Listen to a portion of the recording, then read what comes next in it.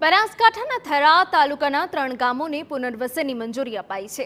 2015 અને 2017માં આવેલા પૂરમાં 3 ગામો તબાહ થયા હતા। ત્યારે હવે સરકાર દ્વારા પુનર્વસનની મંજૂરી આપવામાં આવતા લોકોમાં ખુશીનો માહોલ જોવા મળ્યો હતો।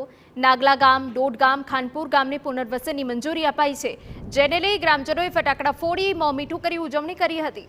મહત્વનું છે કે છેલ્લા કેટલાય વર્ષોથી ગામમાં ચોમાસામાં પાણી ભરાય છે, જેથી લોકોને ગામની બહાર રહેવું પડતું હતું। ત્યારે હવે પુનર્વસનની મંજૂરી મળતા 3 ગામોના 770થી વધુ પરિવારોને પોતાનું નવું ઘરનું ઘર મળશે। 2017ની અંદર ભયાનક પૂરનું આવ્યું, અમારું પૂરેપૂરું ગામ ડૂબાઈ ગયું હતું અને લાઇટના ધોંભલાની ઉપર 2 થી 4 ફૂટ પાણી ચડી ગયું હતું। એ ટાઈમે સમગ્ર ગામ અમારો નાગલા જ્યાં ત્યાં આવી અને પોતે સરકારી જમીનમાં આવીને વસવાટ કરીને રહી ગયું છે। છાપરાની અંદર ને ટેન્ટની અંદર રહેવા માટે મજબૂર બન્યું હતું। ત્યારે જ્યારે વિધાનસભાની ચૂંટણી હતી દરમિયાન અમારા માનનીય અધ્યક્ષ સાહેબશ્રી અને અમારા ધારાસભ્ય સાહેબશ્રીએ વચન આપ્યું હતું કે હું ગામને પુનર્વસન અને પાણી નિકાલ બંનેની ખાતરી આપું છું। ત્યારે પાણી નિકાલ માટે પણ 28 કરોડ રૂપિયા મંજૂર કરવામાં આવ્યા છે, જેના માટે કાયમી પાણીનો નિકાલ થશે। સાથે સાથે પુનર્વસનની અંદર જે ગામની લોકો છે એ લોકોને નવા ઘર મળશે।